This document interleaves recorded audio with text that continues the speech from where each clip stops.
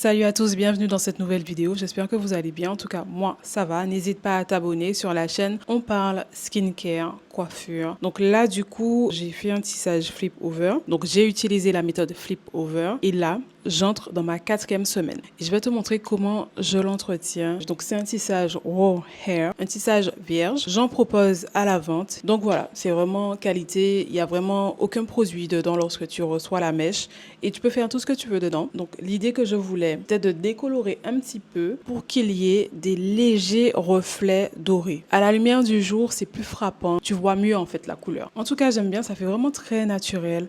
Moi, de base, j'ai des cheveux défrisés et je trouve que ça fait comme si c'était la continuité de mes cheveux. Les mèches indiennes sont différentes des mèches brésiliennes qu'on vous vend curly. Tu peux obtenir cet effet wavy. J'aime beaucoup cet effet parce que je trouve que ça fait grosse tignasse. Ça fait un effet coiffé décoiffé. Ça fait comme si tu t'es couché comme ça, tu t'es réveillé comme ça et hop, les cheveux sont déjà bien. Moi en tout cas, j'aime bien l'effet. J'aime beaucoup cet effet-là. Je trouve que ça a un côté très brut, très sauvage, très charmant, vous voyez. Et j'aime beaucoup cette vibes. Donc là, je vais te montrer comment j'entretiens, mais vraiment très vite en fait. Une routine très très très simple. Et en plus, ce qui est bien, c'est que ça ne s'en mêle pas de ouf, franchement. Ça va s'en mêler, ça reste des cheveux. Mais ça ne s'en mêle pas comme les mèches brésiliennes qu'on achète un peu partout. Surtout derrière, lorsque vous achetez du bouclé, pour les personnes qui s'y connaissent, lorsque tu achètes des tissages bouclés ou des perruques bouclées naturelles et dit tissage brésilien en général, il y a énormément de nœuds derrière. Mais avec les mèches indiennes, t'as pas trop ce souci-là. En tout cas, avec mes mèches, j'ai pas trop ce souci. Je suis même pas obligée de démêler tous les jours.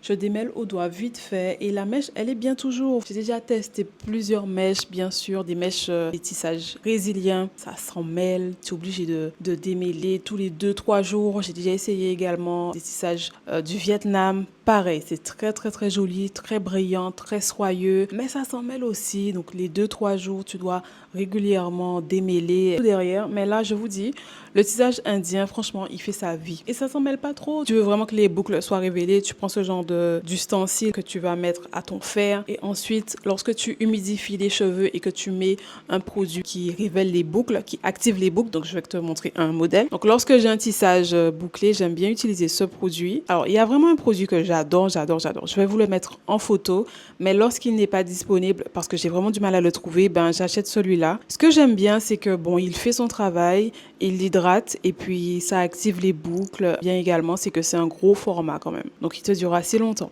Et tu fais ça comme ça. Et tu vas voir que ça va révéler les boucles, ça va activer les boucles. Mais moi, je fais pas ça souvent. Alors, donc pour le tissage flip over, j'avais fait une vidéo dans laquelle j'ai installé le tissage. Donc, le principe du tissage flip over, c'est que tu laisses une bonne partie de tes cheveux dehors. Donc là, vous voyez ici, ce sont mes cheveux.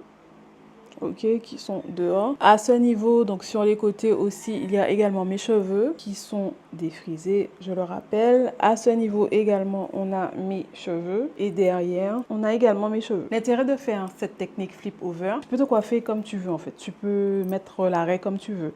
Donc là ici, moi je garde principalement au milieu en fait. Mais tu peux décider de hop, les relever un peu comme ça. Tu vois, comme si c'est vraiment naturel. Et quand le vent vient frapper sur ton visage, voilà, il n'y a pas de souci parce qu'on dirait que ce sont tes cheveux puisque tu as laissé des cheveux devant. Donc voilà, tu peux également faire remonter. Bien sûr, il faut veiller à bien coiffer devant. Mais moi, au final, je laisse souvent comme ça. En fait, quand je mets mes tissages, j'aime bien soit mettre l'arrêt au milieu ou soit la mettre à côté. Lorsque tu fais un tissage flip over ou lorsque tu laisses tes cheveux dehors, il faut que tes cheveux se fondent avec la texture du tissage et je vais te montrer comment je fais ça. Ici, mon eau, donc je vaporise, j'humidifie légèrement les cheveux.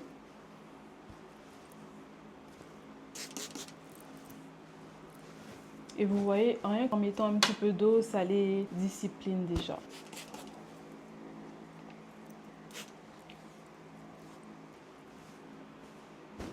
Ensuite, je peux mettre un peu de cette crème qui va me donner un petit peu d'ondulation, qui va également rajouter de la brillance et qui va hydrater les cheveux.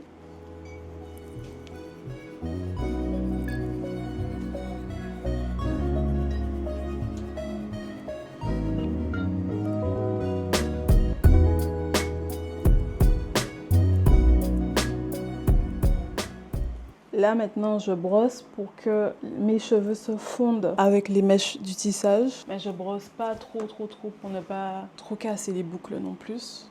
Vous voyez là ici c'est ma mèche défrisée. Vous voyez, et ensuite je viens faire une tresse. Quand je fais la tresse, je veille à prendre bien sûr mes cheveux et à prendre des cheveux de tissage pour que le tout se confonde.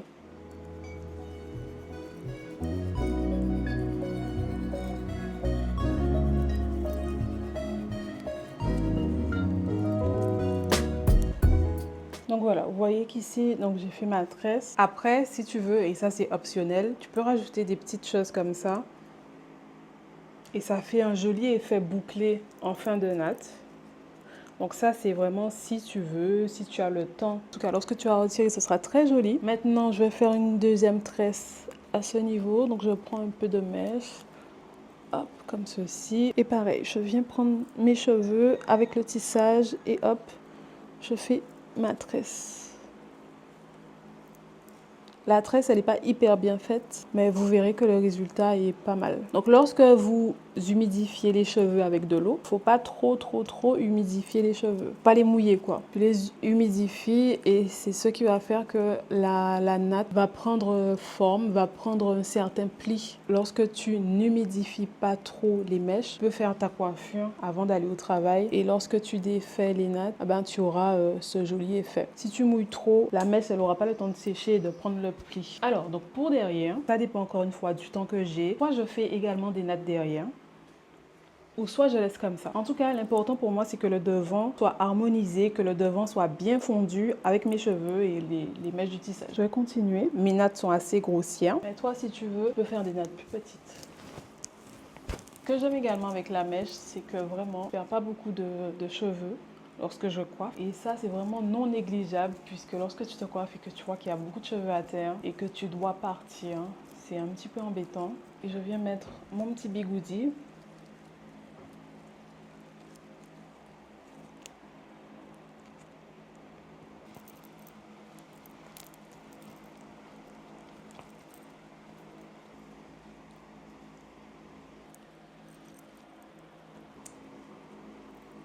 Et voilà, donc tu vois cette coiffure-là, donc j'ai fait 5 nattes. Ça, je peux le faire le soir avant d'aller dormir si je ne suis pas trop fatiguée. Si je suis fatiguée, je vais juste faire les tresses, les 2 tresses devant et le reste, je laisse à l'air libre, j'attache avec un petit chouchou. Et donc du coup, je vais me coucher et je vais passer toute la nuit comme ça. Lorsque je vais me préparer le lendemain matin, je vais retirer les nattes. Là, pour la vidéo, je vais sécher au sèche-cheveux parce que j'ai humidifié tous les cheveux, j'ai fait mes nattes et l'objectif c'est que lorsque je vais démonter les nattes, que les cheveux aient pris le pli des nattes. Mais pour ça, il faut que les cheveux soient secs. Donc d'où le fait, d'où l'intérêt de ne pas trop non plus humidifier les cheveux. C'est juste un petit peu.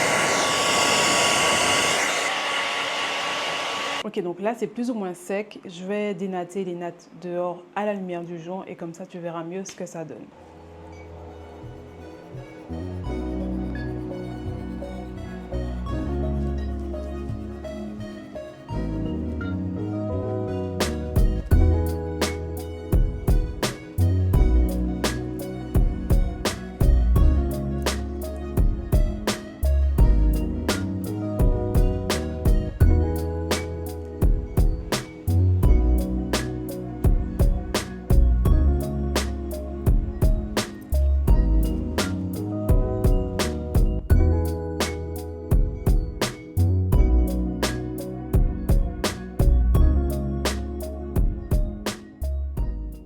Et donc voilà, ainsi s'achève notre vidéo. J'espère qu'elle t'aura plu. Et bien sûr, lorsque tu fais des nattes, plus tu laisses longtemps, par exemple, tu vas faire les nattes le vendredi soir et tu les démontes le lundi soir, et bien tes cheveux sont encore, c'est encore plus beau. Tu vois, lorsque tu vas défaire tes nattes, il y aura vraiment encore plus le pli. Pour moi, mon enjeu, c'est de trouver un produit fixateur. Les cheveux sont fondus avec les mèches.